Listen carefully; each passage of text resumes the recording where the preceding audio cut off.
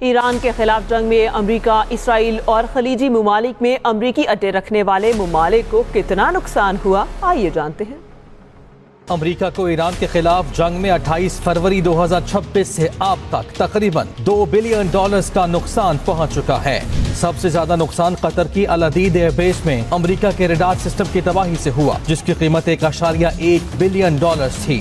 Kuwait میں امریکہ کے 3 F-15E طیارے تباہ ہوئے، جن کی مجموعی قیمت $282 ملین ہے۔ ایران نے UAE کے الرویس انڈسٹریل سٹی میں تھاڈ اینٹی بیلسٹک میزائل کو تباہ کیا۔ تباہ شدہ ریڈار کے اجزاء کی مالیت $500 ملین بتائی جاتی ہے۔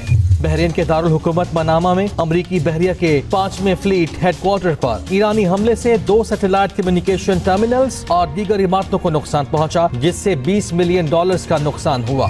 دوسری جانب امریکہ کے دفاعی نظام تھاڈ سے نکلنے والے ہر ایک میزائل کی قیمت $12 ملین ہے، جبکہ ایران کی جانب سے فائر کیا جانے والا شاہد ڈرون صرف $20,000 کا ہے۔ UAE کو ایران کے میزائل اور ڈرونز گرانے میں 1.3 سے $2.6 بلین کا نقصان پہنچا۔ قطر کو 0.6 سے 0.9، جبکہ کویت کو 0.8 سے $1.5 بلین کا نقصان پہنچ چکا ہے۔